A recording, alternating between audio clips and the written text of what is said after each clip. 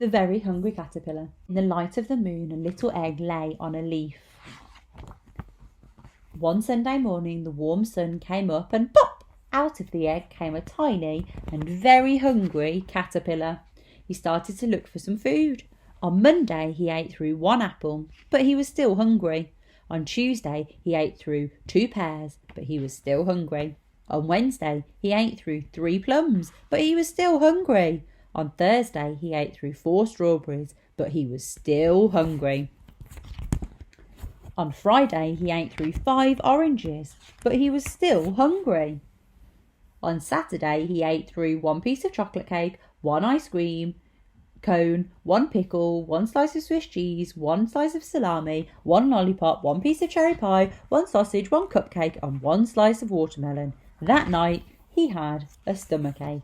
The next day was Sunday again. The caterpillar ate through 1 nice green leaf, and after that, he felt much better. Now he wasn't hungry anymore, and he wasn't a little caterpillar anymore. He was a big, fat caterpillar. He built a small house called a cocoon around himself. He stayed inside for more than 2 weeks. Then he nibbled a hole in the cocoon, pushed his way out, and he was a beautiful butterfly. Hi, so today we are going to do some writing. We are going to look at commas today.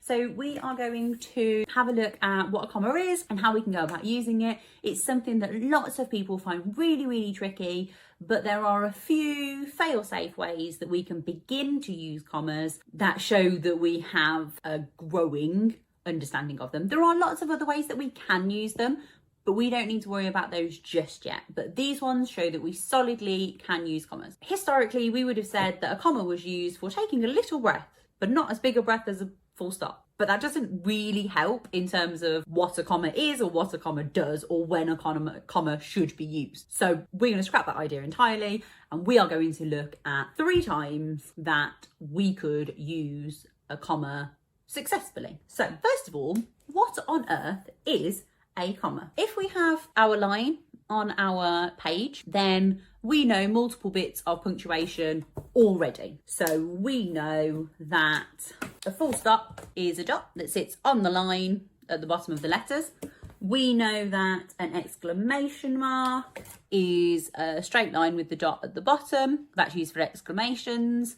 We know that a question mark is like that, and that's used for questions. And all of these so far have this full stop at the bottom of them because they come at the end of sentences. Then we also know this one, which is an apostrophe and can be used either to show possession or for a contraction. So in the word I'm, that would come in between the I and the M because there's an A missing. And then a comma kind of looks similar to our apostrophe, but it sits down here. So it's a cross between this and this. And it's like a little round flick. And it sits on the line at the bottom of the letters. We obviously have to make sure that it's big enough that it can be seen, but not huge that it looks like we've just drawn on our page. And as I said, there are 3 ways that we are going to show that we can use commas in our writing. Number 1, in between 2 adjectives. So if I said, I want you to describe a boat. I want you to describe a boat. I want you to give me 2 adjectives, 2 describing words to describe the boat. You could tell me it's red, it's hard, it's plastic, it's huge. Oh yeah, we could have huge. It could be a huge brown boat, couldn't it? Or it could be a hard plastic boat. Or I've used the word hard twice, so I obviously like that one, but never mind. So if we are using our adjectives before the thing, before the noun, so boat is always at the end here and the adjectives come before, then we can use a comma to break up the 2 adjectives. So red, hard, boat. The comma comes here. Not quite that big. Or huge brown boat, the comma comes here. Or hard plastic boat, the comma comes here. So that's one way that we can use a comma to break up 2 adjectives when they come before a noun, okay? So if we're using 2 adjectives, we can put a comma in between them. So let me give you some sentences and you can write them down and see whether or not you can punctuate them correctly.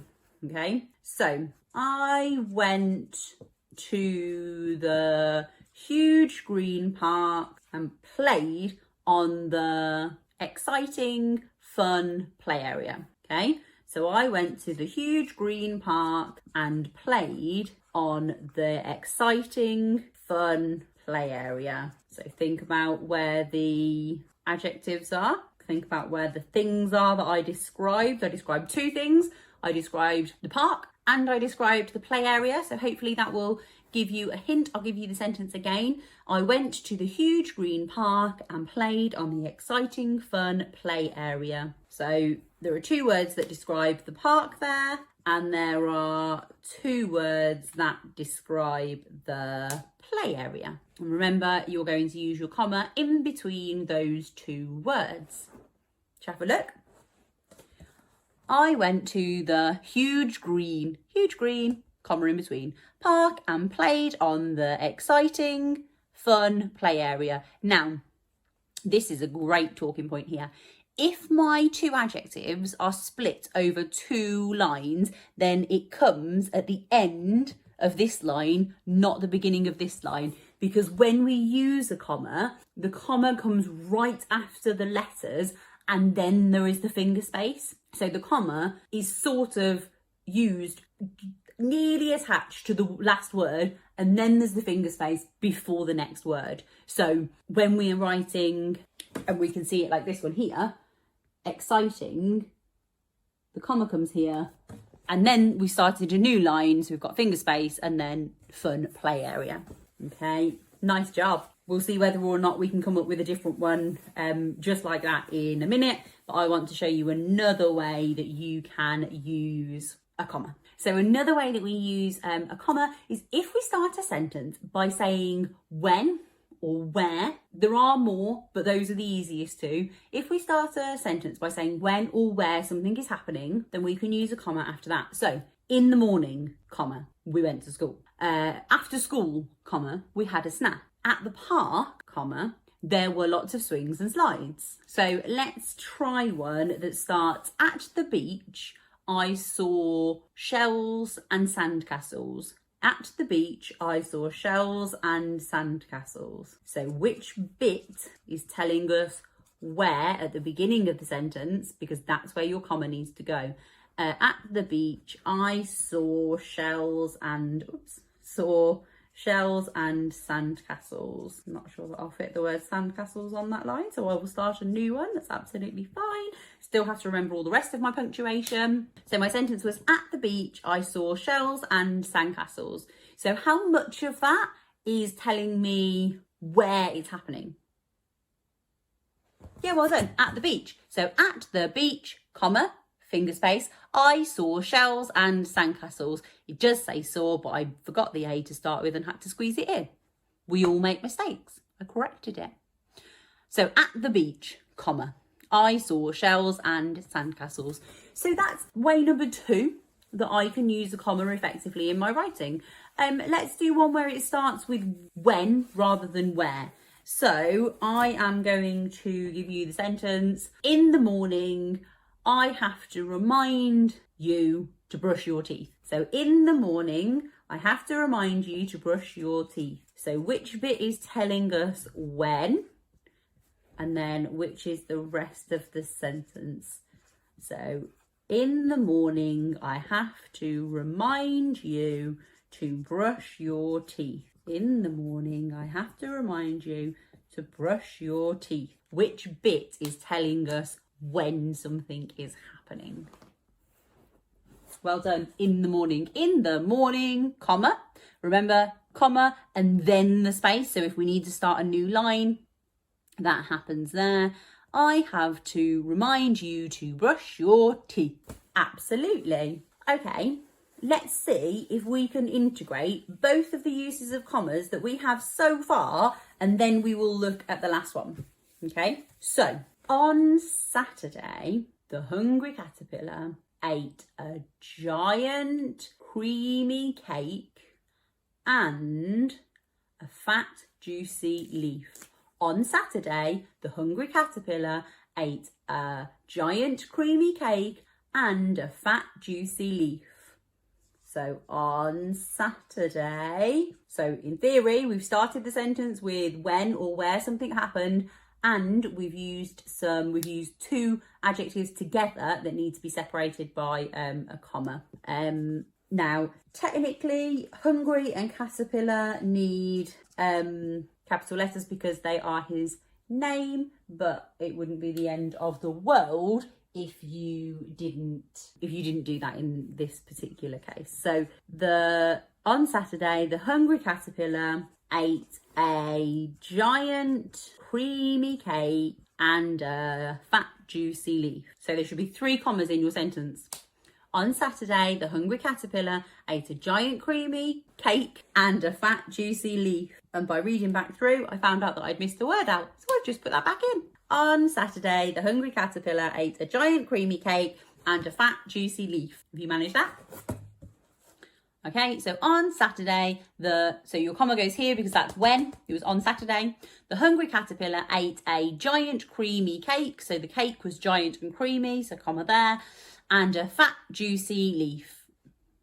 So leaf is the thing, fat and juicy are the ones that need the comma in between. Well done. Okay, so there's one more way that we can use a comma that we are going to look at today, and this is the idea of commas in a list. So I could say the caterpillar ate, I can't remember the exact things, but so the caterpillar, now there I don't need a capital letter because I'm not specifically talking about the hungry caterpillar. So the caterpillar ate 2 strawberries, 1 plum, a cake, salami, and a big leaf. And I won't confuse that by having 2 adjectives there because we know that we would need a comma there as well. So in this case, in between each of the things, look, 2 strawberries, comma, 1 plum, comma, a cake, comma, salami, and a big leaf. So after the word salami and in between the last thing, we don't put a comma, we put the word and. So if I was going to the shop and I was buying a whole list of things, I would need this, this, this, and this. And when we use that word and, that replaces the comma in between the penultimate one and the last one. So let's have a go at writing a sentence together that uses commas in a list. You ready? When I go to the shops, I need bread, milk, and butter. So when I go to the shops, and I have actually been really mean there. I wonder if you notice. When I go to the shops, I need bread, milk, and butter. So when I go to the shops, I need bread, milk, and butter. And if my list was going to be longer, that would be fine. I could just separate those things using a comma too. Now, why I said I was mean is because when I go to the shops, I've started my sentence with when, so I can have a comma at the end of that. So when I go to the shops, I need bread, comma, milk, and butter. So remember, after the word milk, we've got the word and, so we don't need a comma there. Wow. So actually, even though commas can be really tricky, we've looked at 3 ways that we could use commas successfully in our writing without trying to use them for all of the other complex things that we'll learn about later on. We can use commas in a list if we reel off more than 2 things. But at the end of that list, we will have the word and when we have and, we don't need that comma. We could use them at the start of our sentence if we start our sentence by saying when or where something happened.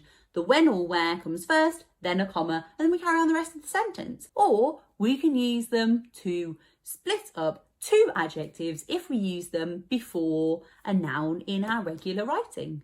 So the cold green leaf looked tasty. Cold green, comma in between them. And when we're using a comma, it comes after the word, not before the other one. So if we have to split over a line, then the comma comes here and then we start a new line. There was some tricky stuff there, but you did a really great job.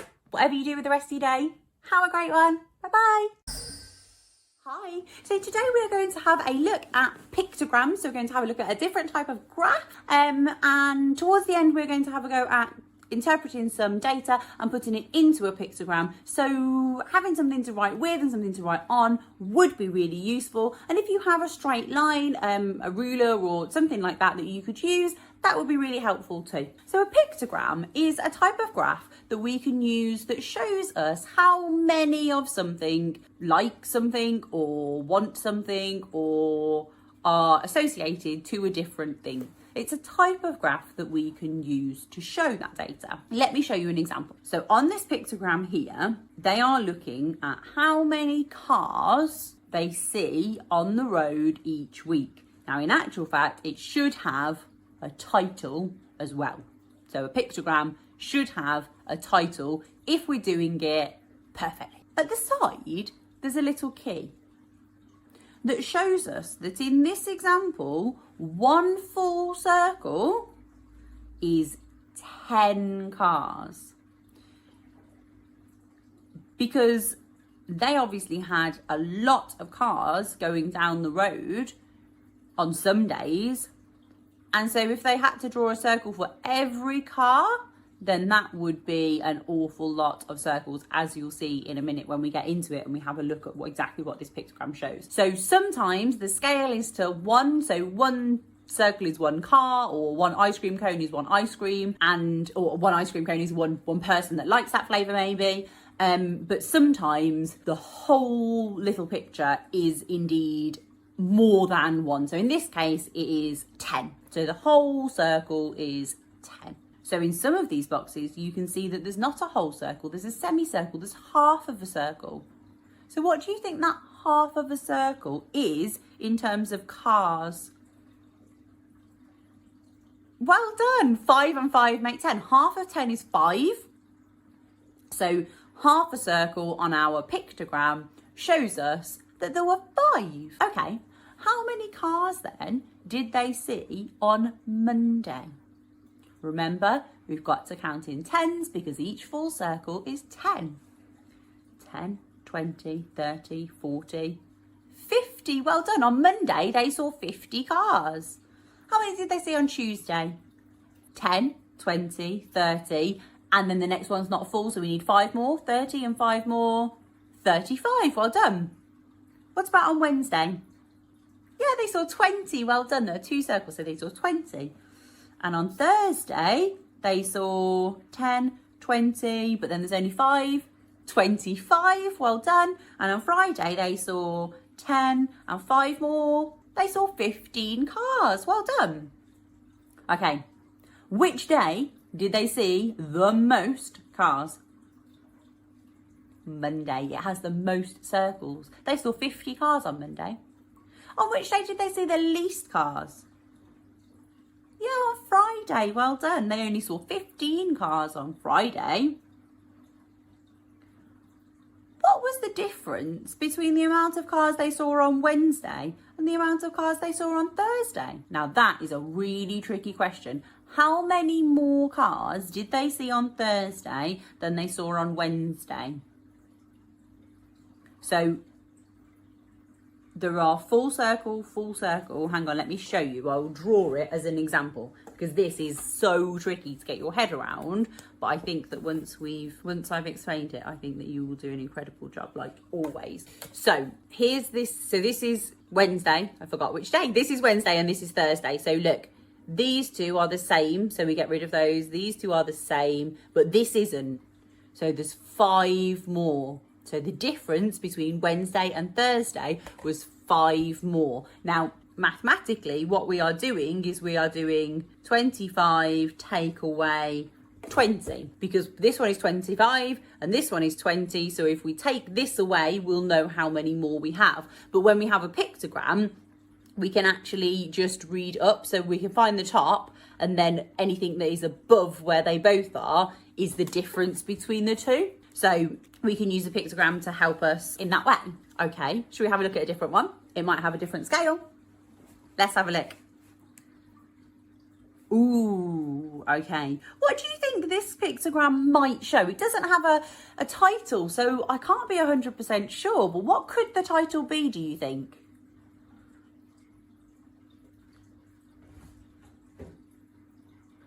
Yeah, absolutely. It could be how many cakes did the shop sell in a day? It could be how many cakes did they eat in a day? It could be how many cakes did they bake in a day? It's definitely something to do with days because there are days of the week down the side, and it's definitely something to do with cakes because the pictogram is made up of cakes, and the scale, the box at the side, tells us that one cupcake, a full cupcake, is 6. Now that's important to remember. And there are a couple of times where there's half a cupcake. So what will that be if there's half a cupcake? Yeah, well done. It will be 3. Okay, let's have a look at seeing if we can interpret, fancy word, if we can read off some information about it. So on which day, let's say that it's all to do with baking. On which day did they bake the most cupcakes? Yeah, I don't even need to know how many they baked. I just need to know which one has the most pictures of cupcakes. In this case, it's Saturday. Well done. On which day did they bake the least amount of cupcakes? Tuesday. Well done. And how many cupcakes did they make on Tuesday? So we'll need to do 6 add 6, which is 12. Well done. And then we need 3 more. So 12 and then 3 more. 12, 13, 14, 15. Well done. So on Tuesday, they made 15 cupcakes. Are there any days where they made the same amount of cupcakes? No, they made a different amount of cupcakes every day. Can you see how I can use the pictogram to answer lots of questions without actually having to know how many cupcakes they made on any of those days? So even if I find counting in 6 is a bit tricky, I can actually tell quite a lot of information from that. If I needed to work out how many cupcakes they made on whatever day, then I could do that by doing 6 add 6 add 6 add 6, or I could make an array to multiply, but I don't need to be able to answer an awful lot of the type of questions that I would like to. Let's have a look at the next one. Oh, here we go. So we've got team and then the number of house points. So although it doesn't have a title, it's quite obvious that this is to do with the number of house points that each of these teams has got. And 1 full star is worth how many? Well done, we use the scale, it's worth 8. And so there are some half stars there, which means, yeah, they're an extra 4, well done. So which team scored the most house points? Well done, you're getting really good at this. Sapphire scored the most house points. Who scored the least amount of house points? Well done, there are 2 teams that scored the least, Diamond and Emerald. Because they match, don't they? They've got 2 full stars and then half a star. How many house points did they score? So we've got to do 8 add 8, which is 16, well done. And then 4 more, 16, 17, 18, 19, 20. They scored 20 altogether. Okay. Did Ruby score more or less house points than Diamond and Emerald? They scored more, well done. Can you explain why? Yeah, well done, because they have 3 full stars, whereas Diamond and Emerald have 2.5 stars. Brilliant. Okay, we're going to use this information here on this tally chart to create our very own pictogram. So here we've got the insect and then the number that was seen. So we are making a pictogram of the amount of insects seen in one day. Now the tally marks are there, so we could count them, but there is also the number there as well. They've put the frequency, the total at the end. So if we are building our pictogram, we are going to need to write a title. So our title was the number or how many insects were seen today. Yeah? Perfect. Remember, it will need a capital letter. How many insects did we see today? Now, that's actually a question, so we will put a question mark at the end of it. Okay, so at the top of my page, I've got my title, and then I am going to need to draw a straight line going down and a straight line going across. This is what we call our axes.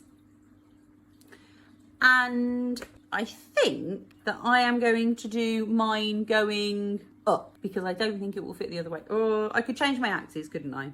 It might be easier to draw them going across, mightn't it? I'll move my axes over so that I've got enough room. There we go. We all make mistakes, not a problem. I've moved them over so I've got enough room here that I can put the insect. So we've got a spider. Now, either we could write it or we could draw it. It's not a problem. So we've got a spider, an ant. Can you add these going down the side of yours as well? A snail, a butterfly. Oh, I'm regretting writing them now. I've got to fit the word butterfly in. And a bee.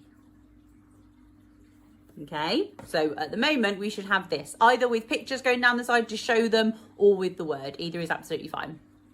We've got our title and we've got our axes. Now, we need to create a scale. So we saw them, didn't we? So I feel like either we could use circles or we could use eyes or we could use magnifying glasses. A magnifying glass might be a good way of doing it. Which one has the most? The ant has the most with 22, doesn't it? So we probably need to do, but the others are quite low. So maybe we could do a scale of 2. So in this case then, we need to draw our scale. So I'm going to do it as a magnifying glass. And my magnifying glass equals 2. So a whole magnifying glass equals 2, okay? And then all we have to do is to go through and add it in. So for the spider, there were 11. Or how many magnifying glasses will we need to draw? 2, 4, 6, 8, 10. Or we'll need 5 whole ones. And then 11 is only one more, isn't it? So we'll need half a magnifying glass on the end. So 5 whole ones and half a one. Can you do that? Can you draw that? And I'll draw that too. 5 whole ones and then half a one on the end. 1, 2, 3, 4, 5 whole ones and then just half a one on the end. Like that. Brilliant. Okay, how many did the ant have? Oh, the ant had loads. It had 22. So let's work out how many magnifying glasses we'll need to draw.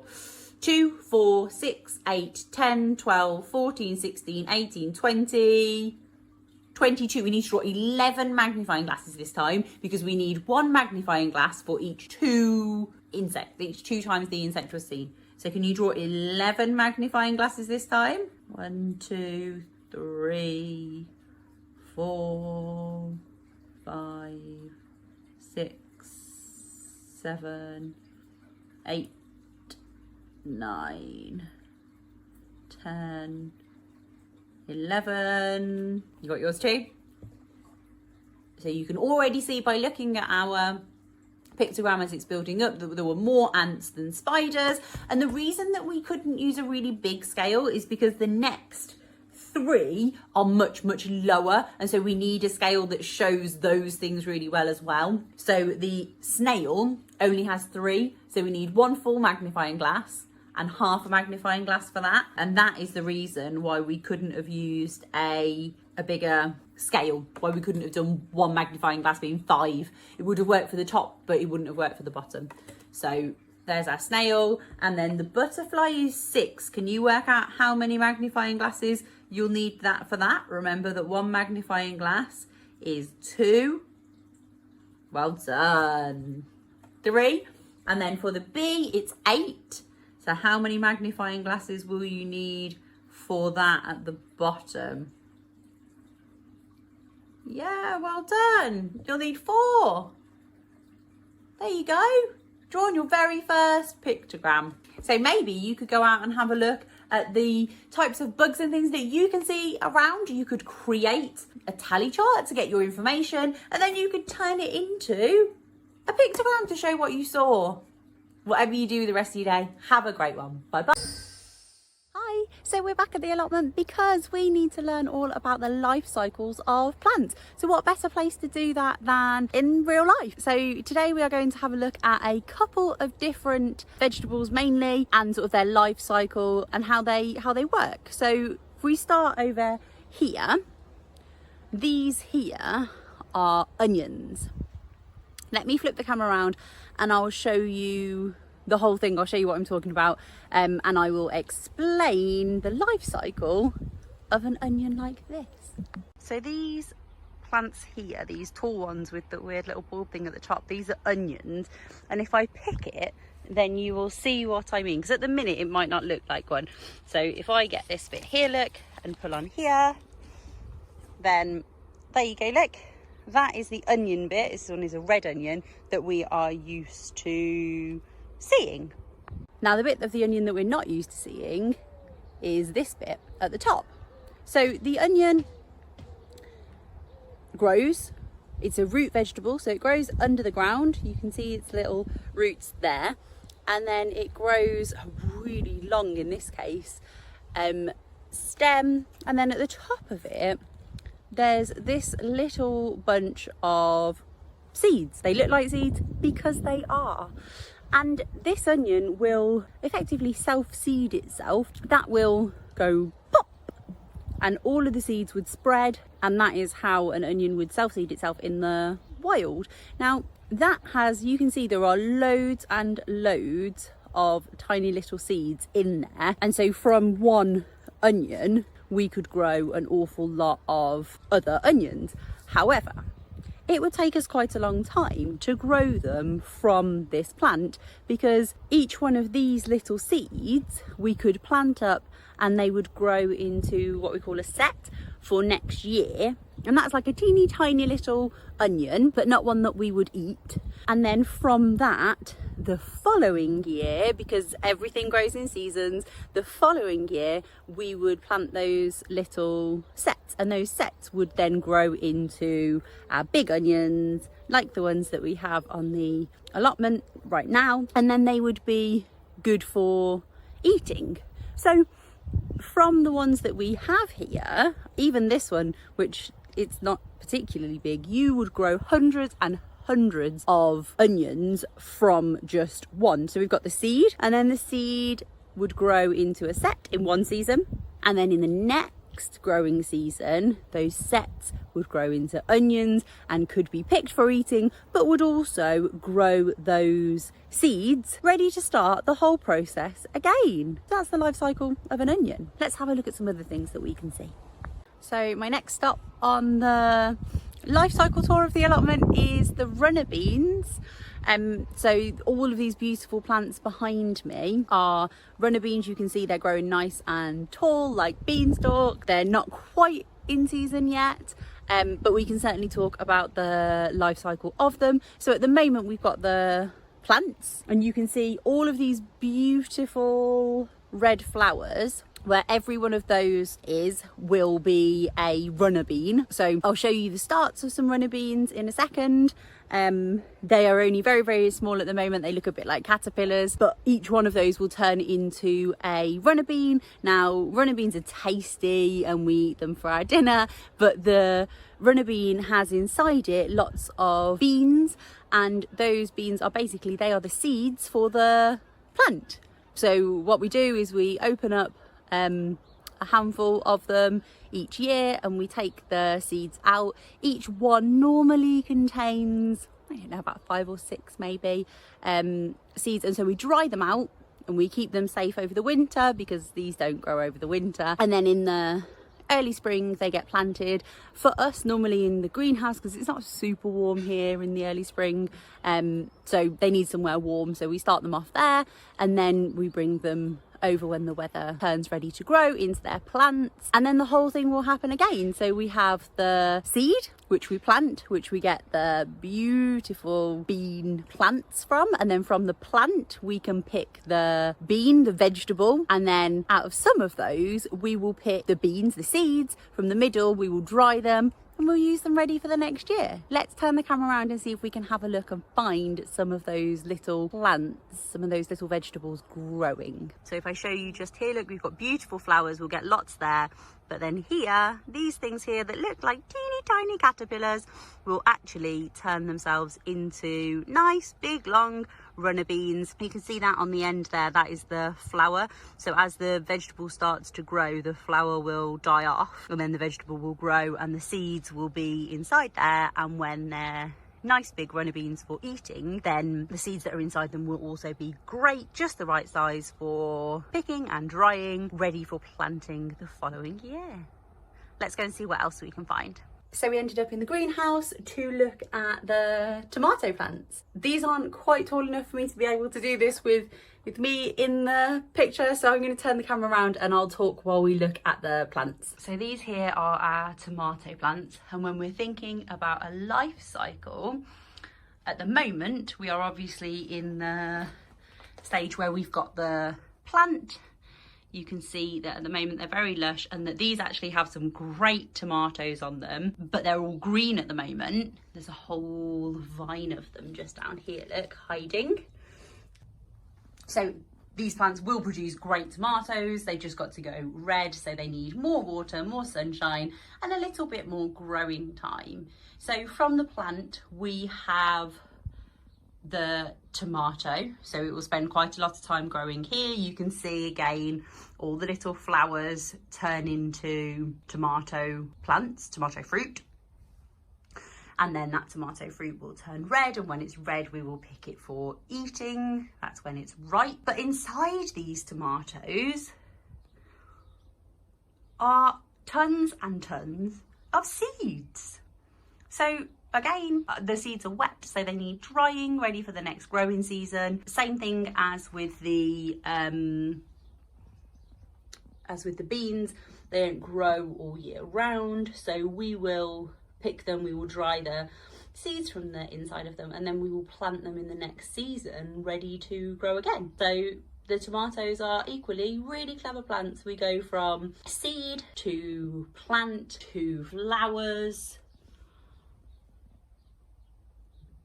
to tomatoes, to fruit that we can eat, and then the seeds that come out of these go back into the allotment the following year. Let's go and see, I think there's one more thing on the allotment that we can have a look at. Okay, so let's have a little look at potatoes then. So these are potatoes here. So you can see that these particular ones are growing in the ground, and you can see that all of this foliage, all these leaves are above the ground, and the potatoes are growing in a mound that's down here.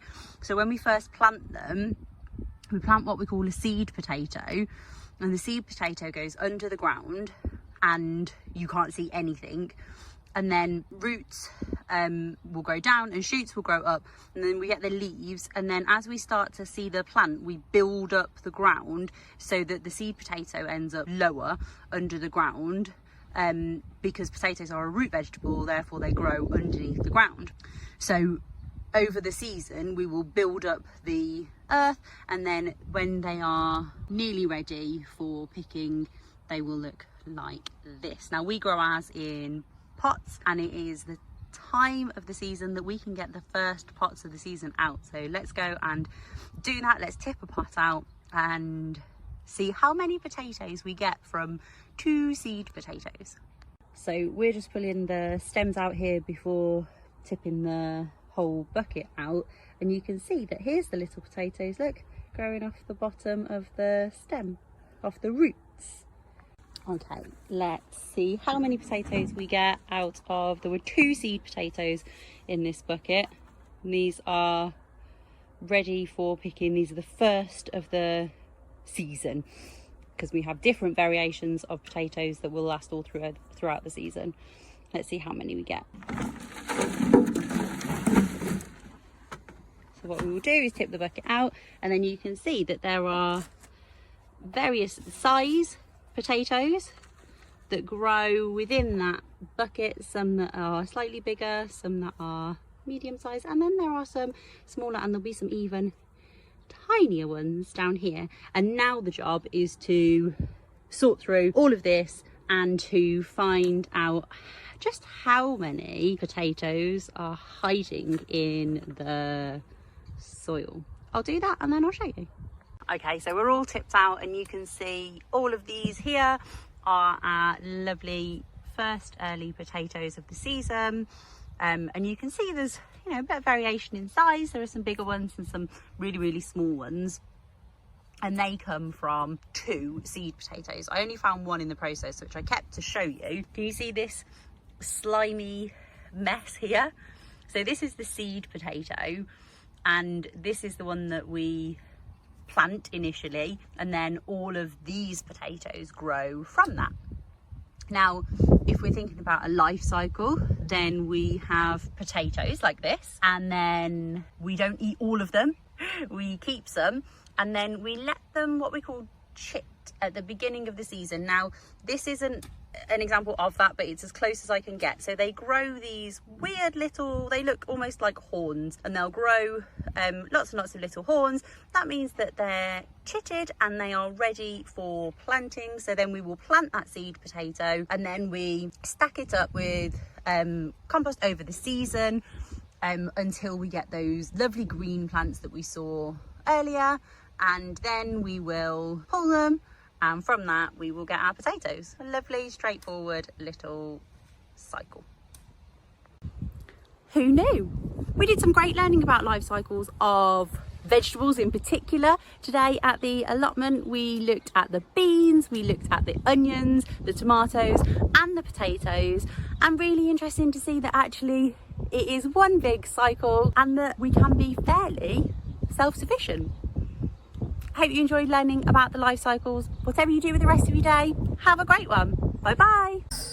Hello Angel students. Today we are going to be talking about influence. I would really like you to get a pen and paper, your notepad, whatever you put your notes in for this lesson, because I'm going to ask you a few questions that are for you to reflect on and answer in your own time. So if you want to pause the video, feel free to do so that you can get what you need for today's lesson. So first, I would like to begin by defining what influence is. What is the definition of influence? Because these days we hear a lot about influencers. So what is influence? What does it mean exactly? The official definition is the capacity to have an effect on the character or behavior of something or someone. So take something really simple, for example. If you see someone eating something and you ask them, is it nice? And they say to you, oh my gosh, it's so good. You should have some. You should absolutely get some. You should try some. You might then be influenced to try some. You might be influenced to get some of your own and to have it. So that's a very simple example of being influenced. Of course, there are other ways, and lots of other ways actually, that we can be influenced and that there are influencers. We also have a lot of influence on social media platforms where people might be trying products. They could be going to specific establishments like restaurants or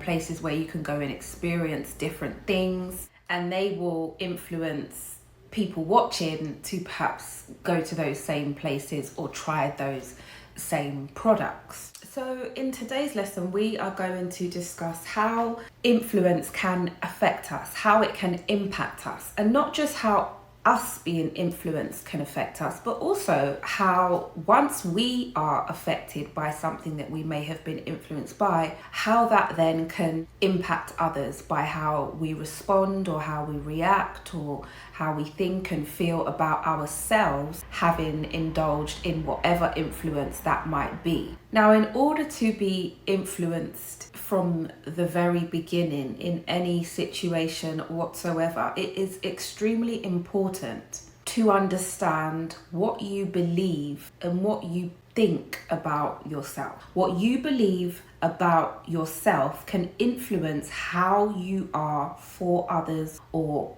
towards others, and that then impacts how others perceive you, which then determines how people behave towards you, and it reinforces, it makes it even stronger, it makes it even more believable to them what you believe about yourself. Do you see? It's an ongoing cycle, and this is why it's very important to be 100% sure about what you believe within yourself. Not only because you should know yourself, and on this channel we have spoken about knowing yourself, but when you do, you're very clear about what isn't for you, what you don't like, what you don't want to take part in. So when influences come, you are not easily influenced. You are not easily swayed. We also spoke about recently, if there are things that you know you just shouldn't do, then do not do them, especially if it's dangerous, especially if it's something that you know is wrong, or if it could harm somebody else or even yourself. But of course, there are times when there could be other influences around that make us want to just try, maybe just take that risk. However, if you are cemented and firm within yourself, you will know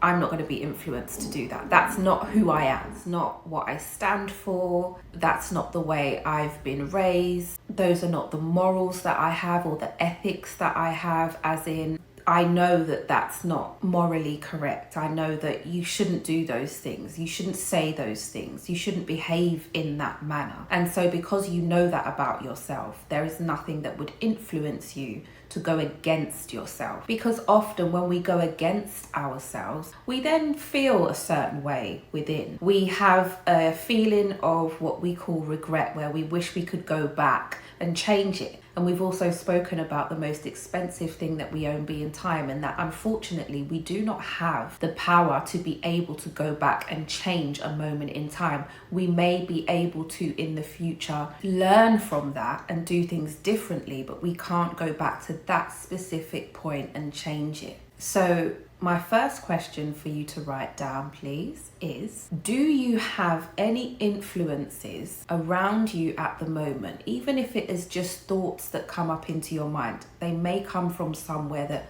maybe you're not completely clear about. Do you have influences that encourage your strengths? And what are they? List them.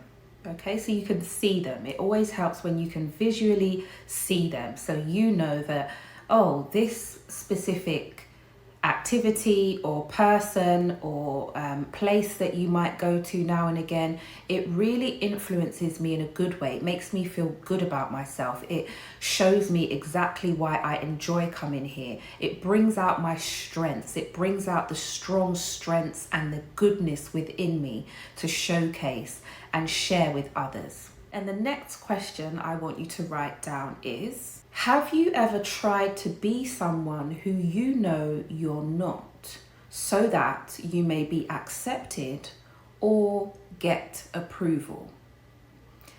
Now, that one is very thought-provoking, because we might like to say, no, I'm not going to do anything that I don't want to do just so that somebody likes me. But I can guarantee, even as adults, even as an adult myself, I can guarantee that at some point, even if it's just once, at some point in life, it is likely that you may have made a decision just so that you could perhaps fit in, just so that you could be accepted, just so that you could get somebody's approval. Doesn't matter what it is.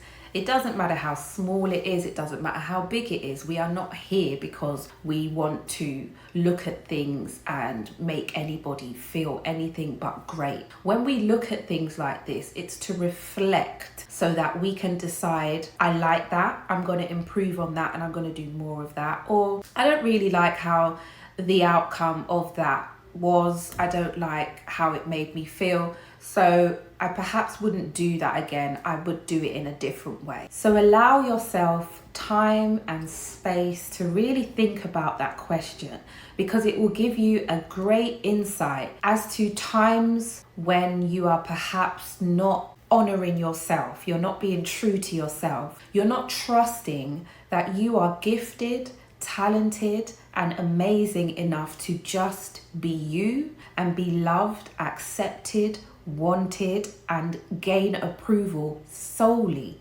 only for being you and who you are. The reason this is incredibly important, especially in the times that we live in, where we have explained and explored briefly that we live in a time where influence is everywhere. They're at the beginning of movies at the cinema, they're all over the TV, they're in newspapers, they are on social media in the form of individuals, of people that are influencing, buy this, buy that, do this, do that, go here, go there. So when you show up as you, when you show up not needing approval, not needing everybody to like you because you like you, you approve of you, you self-validate. You are not going to only form connections and friendships based on relationships where you have to be a certain way, otherwise you won't get that approval. Now imagine if you are always putting on a certain character, like you're playing a certain character, but that's not exactly who you are. That's very disheartening to your true self. And if you are doing that, how will people ever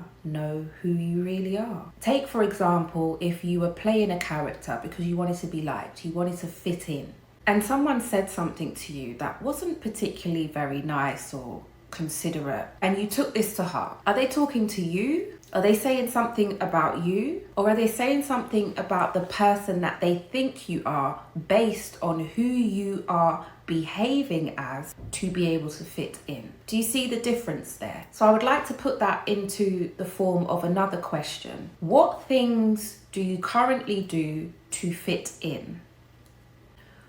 What do you think would happen if you stopped doing those things? What do you think would happen? I'll tell you one thing that could very much possibly happen, and this is the perspective I would love you to adopt. One of the things that I know will eventually happen is that you will find connections that will last a long time. They may not last forever, but they will last a long time. And why will they last for a long time? Because you will have authentic connections. You will have people that love and appreciate exactly what you bring. They will love that you make them laugh. They will love that you are so creative. They will love that you have a very good listening ear when they need someone to talk to. They will love the way you laugh. They will love the fact that you are such great company. They will love that you are so attentive and you know them so well, because that is who you are as a person, that they don't even really need to say anything. You just might know exactly what they want. The main thing is that it builds trust. It builds trust within yourself, because you know that no matter where you go, no matter where you are enough. You are completely and wholly enough. And when you trust your own self to be exactly who you are, other people trust you too, because you are consistent. You're not trying to pretend to be anyone or anything that you're not, because you don't have to. You never have to. And so when people can trust that about you, they are drawn to you, automatically drawn to you. We love authenticity. We love that type of connection. Nobody wants to guess who somebody is, or if they're going to be the same tomorrow, or if they're going to have somebody completely different. That consistency builds an invisible string of trust that connects people. Another question I would like you to write down is, do you currently watch anything or listen to any type of music? It could be audio as well. You might just listen to podcasts that are very popular at the moment, or you may listen to any type of audio like books, anything that goes through the ears. So what do you see with the eyes? What do you hear with the ears? And how does it influence you? Just how? How does it make you feel? What types of things does it make you think about? A lot of the time we don't really ask these questions. We just like it because it's a good beat. But what are you actually listening to? We like it because it might be a dramatic storyline. But what is it you're actually watching? What is it? How could it influence you? How could it influence the way that you think about certain things based on what you're seeing on a TV screen or wherever you watch things? It could again be social media. It could be right here on YouTube, which is a form of social media. What emotions does that stir up in you? You know, when you look at these things, or when you listen to them, or whatever the case may be, does it influence you to want to look a certain way, wear certain clothes, talk a certain way? How do these things influence you? How do you believe maybe you have been influenced or you're being influenced, and why? I would like you to get used to identifying how everything around you could be influencing you, and in doing so, in what ways is it influencing you? Do you actually enjoy how it's influencing you? Can you allow it to influence you in ways that you can kind of see yourself here on this hand and see how it could be influencing you with this hand, but not be moved? Do you see, this is the influence, and the influence wants you to do this, but you're not moved. You're just observing that I could be influenced by this, but at the moment, I'm just going to decide to take a moment and really think about whether this is for me. Do I need this influence? Do I want this influence? And the influence might get stronger and stronger and closer and start to have more of a heavy influence on you, but you have every right to decide, yeah, this would make me a better person. This would really do some wonders in my life. Or you have the ability to decide, well, everyone else is doing it. This is really trendy right now. This is actually trending. This influence is everywhere. Everyone loves it. But no, it's not for me. Just not for me. And that is okay. There is absolutely nothing wrong with that.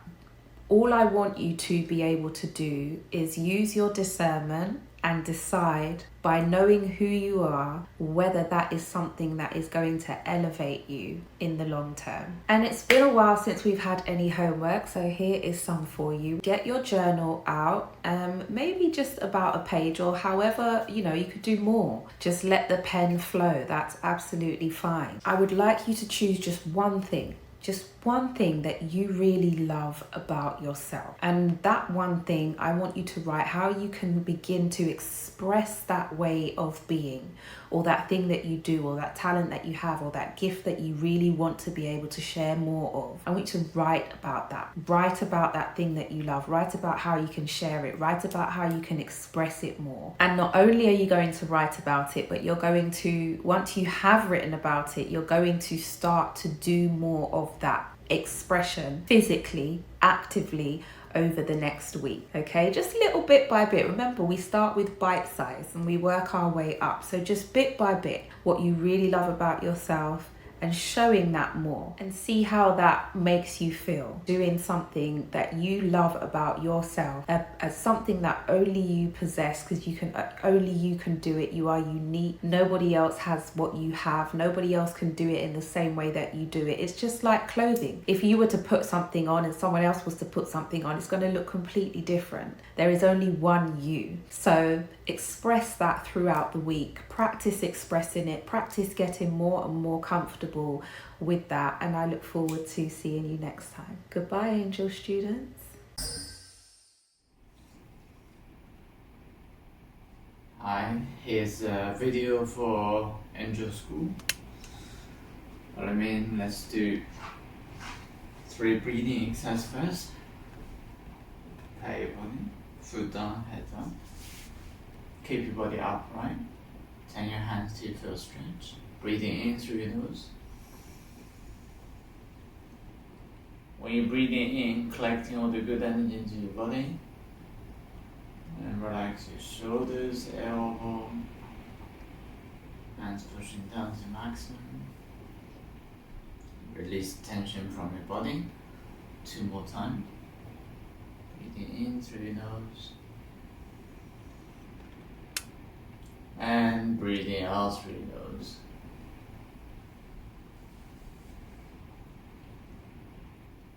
Last one.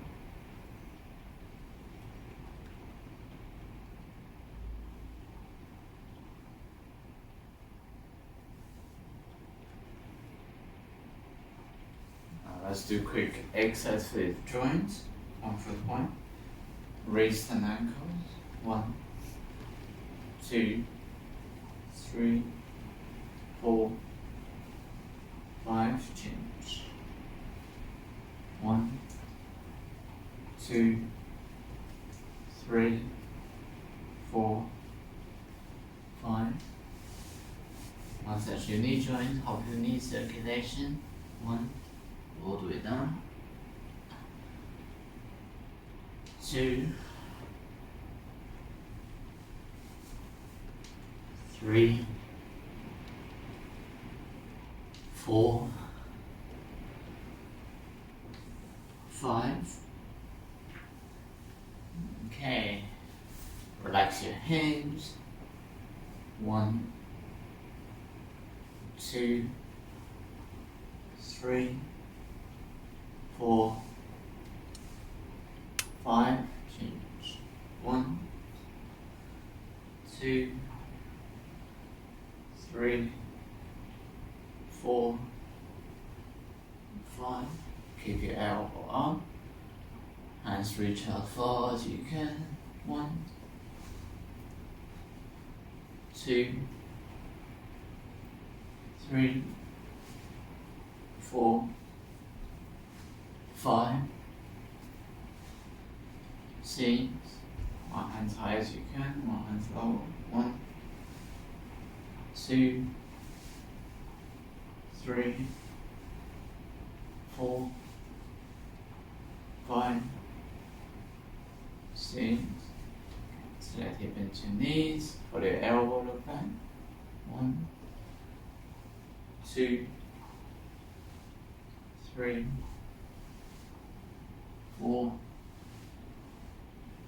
5, 6, 7, 8, 9, 10. Relax. Shoulders. 1, 2, 3, 4, 5, 6, 7, 8, 9, 10. Change.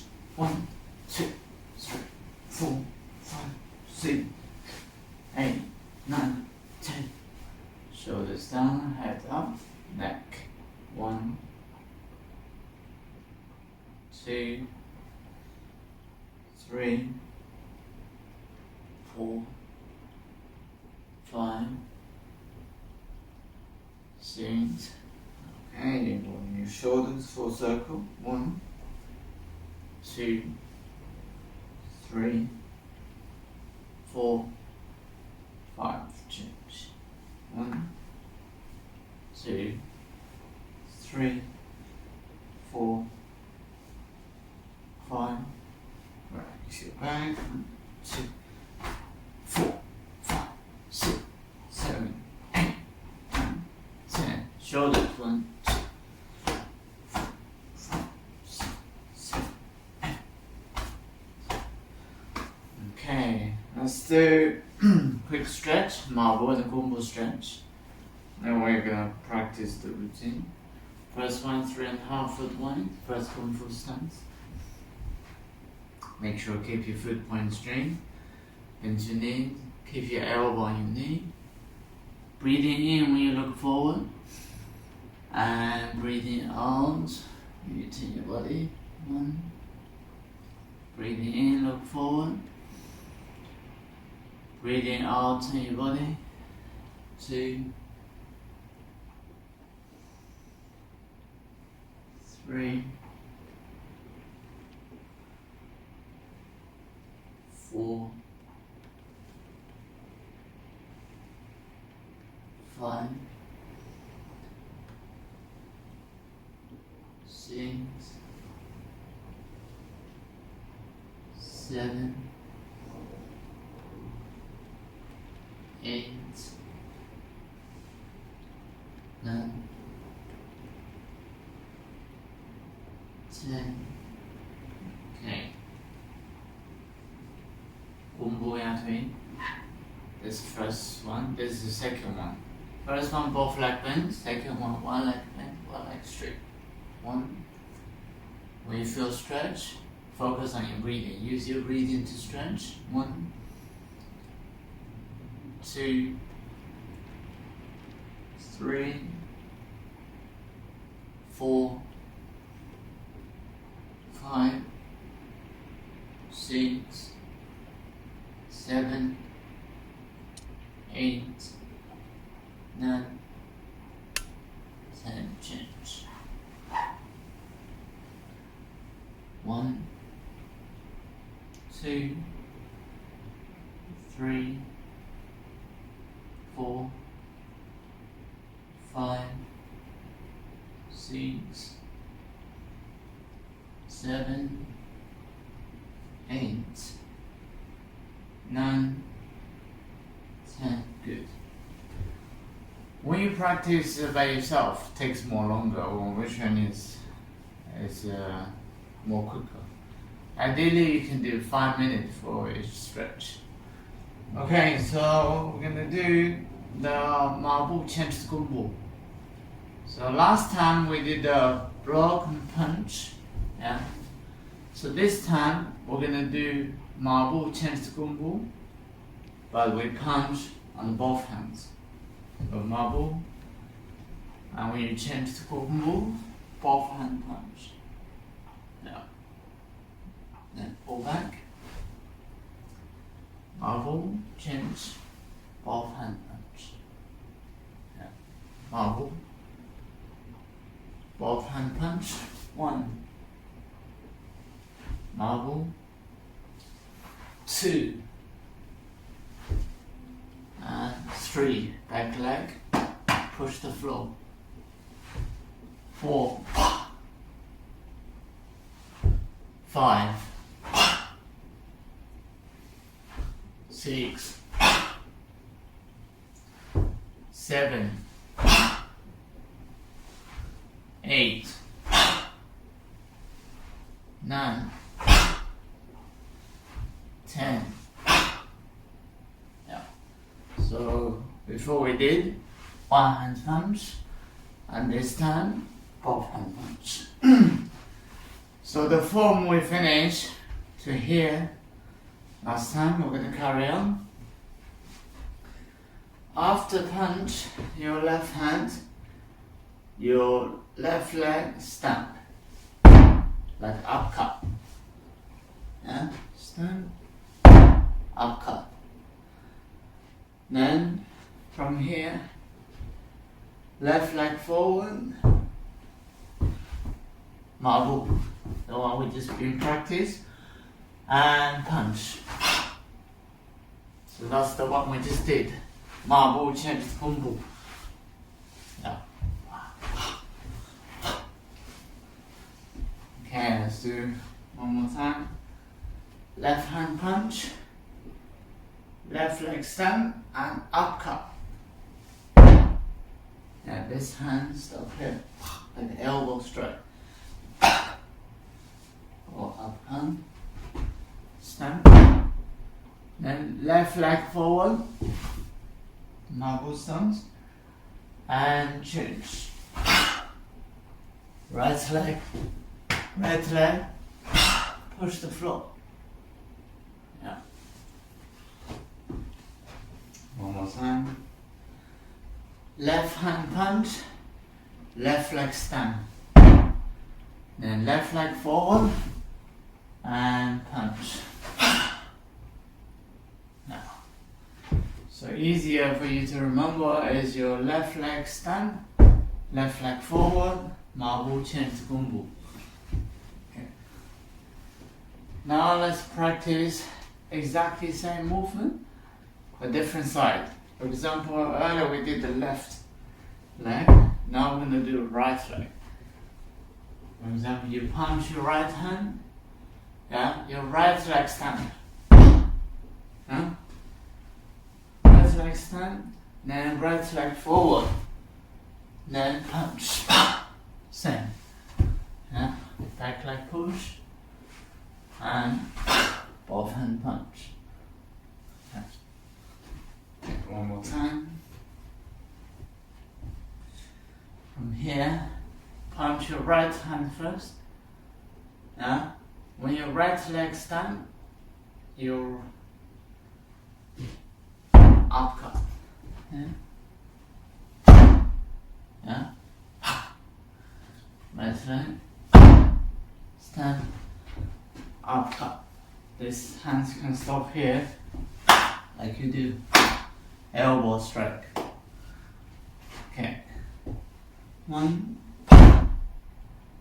Right leg stand, right leg forward. Then punch. Yeah. One more time. Go from here. Combo, yeah. Front leg bends, back leg straight. Punch your right hand. 1. Right leg stamp. Yeah, a bit more close. Then from here, right leg forward. Mabu. Then both hand punch. Gumbu. Yeah. Both hand punch. From distance, change distance. Yeah. Last one. Right hand, 1, right leg stamp, 2, right forward, 3, punch. Now, we practice, you can do 10 times. We only have a short session, so we do a few times for you to remember. Okay, follow me in, 2 foot points. Let's practice 2 more breathing exercises. And whole body relax. Breathing in through your nose. Drop your shoulders, elbow. Hands pushing down to maximum. One more time. Breathing in through your nose. And breathing out through your nose.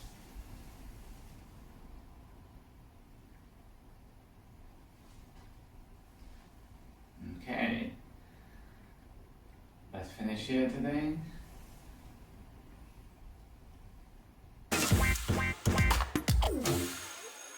Please like and subscribe so you can get more and more lessons.